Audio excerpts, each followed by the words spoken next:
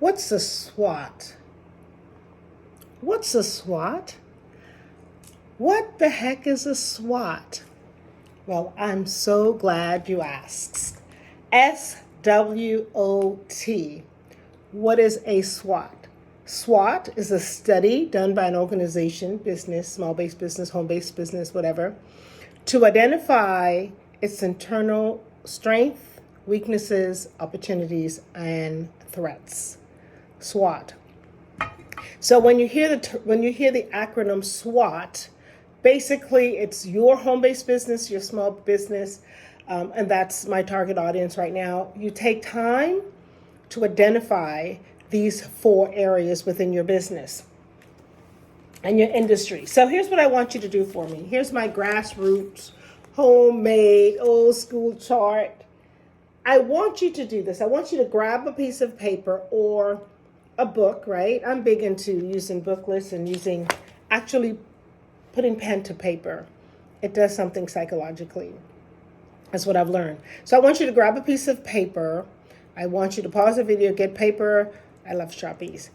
And you're gonna put 4 squares on this piece of paper, and in each square, you will write one of the areas: strength, weaknesses, opportunities, and threats. I might be doing it backwards because of the camera, but I'm sure you understand me. So I want you to do that. And let's take a moment to walk through what that means for you or your business and really analyzing. In fact, when you hear about SWOT, it's called SWOT analysis. And you might think, well, Paula, I'm a home-based business. I have a home-based business. I'm a small business. I'm just starting.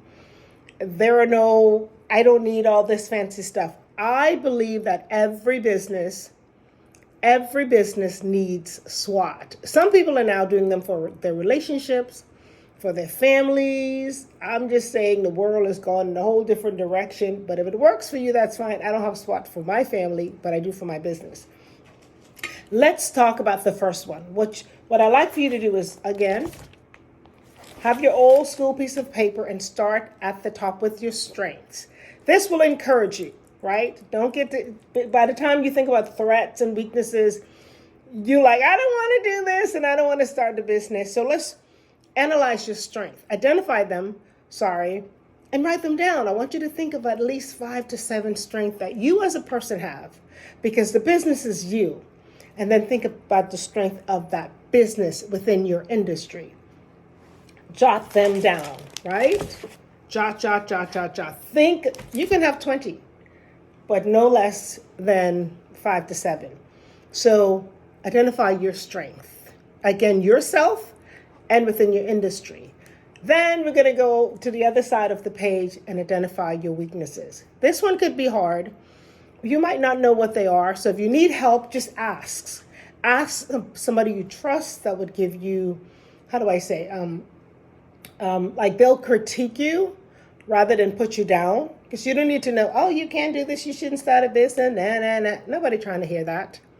You got this, you can do this, but you need tools. So put some tools in place.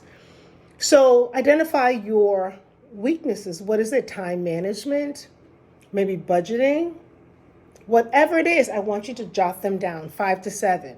And don't let them frighten you, because once you put them on paper, you can address them and you can see what they are. Excuse me. If you find that your weaknesses outweighs your strength, that's okay as a business owner.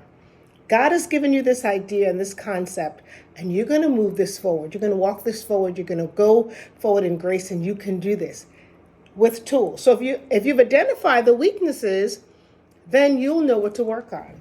You'll know what to get what you need mentorship in. It's that simple. Well, I think it's that simple. Moving on to opportunities. Go ahead and list the opportunities that you feel your business have within the industry, within the city, you as a person, what opportunities. For example, I want you to think outside of the box, beyond your scope. For example, when I start my business, one of the things I put under my opportunity was the fact that I was a woman. I am a Black woman. I am from the Caribbean. So for me, those are opportunities my business have, marketing tools, and my target audience would be completely different. I would have more of an opportunity than somebody that don't have those things. So think about that. Think about some additional, rather than the traditional opportunities, think about additional ones that might be outside of the box. I hope that makes sense without me rambling on. Again, strength, weaknesses, opportunities. Last but not least, the threats. Oftentimes we just, we have an idea. This is a side hustle and you might be making money, but is it seasonal? Is it just for this time? For example, when COVID was here, maybe whoever made masks and sold whatever they sold, maybe that was a great business for that time. So the threat for a business like that is it's contained within a pandemic. When will the next pandemic come around? I do not know. I hope I'm not alive to live through it because I'm not going to wear another mask ever, ever, ever. But think about the threats to your business, right? What are the financial threats? The industry threats. I can't think of anything else right now, but basically threats to marketing, your city. You want to think about them and list them. So what you're going to do, once again, you're creating my grassroots chart. I want you to list them, then I want you to put it away. Sleep on that 24, 48 hours, then come back and add strength, weaknesses, opportunities, threats. You find sometimes that what you think is a weakness might be a strength. What you think is a strength might be a weakness. So you're shuffling your bullet points around on the board. Sleep on it. Ask people that you trust, know, like, and trust. Maybe a mentor. You ask them. You sleep on it. And when you feel confident that your list is complete, if it's comprehensive to the best of your ability, then you're going to take that baby and enter it on your phone or your, tablet, computer, whatever. But I truly want you to use your hand and write your threats, your weaknesses, your opportunities, and your strength. I said that backwards, on paper. Okay? I hope this helps you in any way. It's nothing new. I didn't come up with this.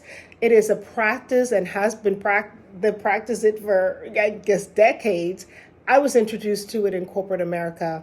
Whenever we went to annual meetings, we always had to analyze our internal threats, not just the business that I work for or the company I work for, but even within departments. We had to do SWOTs within our department. So if your business is big enough to have departments, then have SWOT, and then you want to have it maybe within your department as well. I hope that helps you. If it did, please like this video, share it with somebody who might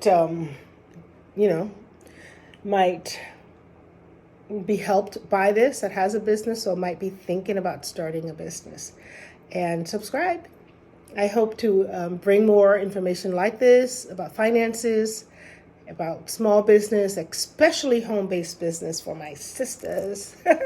I hope to bring more to you. But thank you for stopping by. Again, my name is Paulette, and on this channel, we talk about finances, how to make more of it, how to create multiple streams of income, and how to increase our wealth. Yay! Thanks for stopping by, guys. Peace out. Bye now.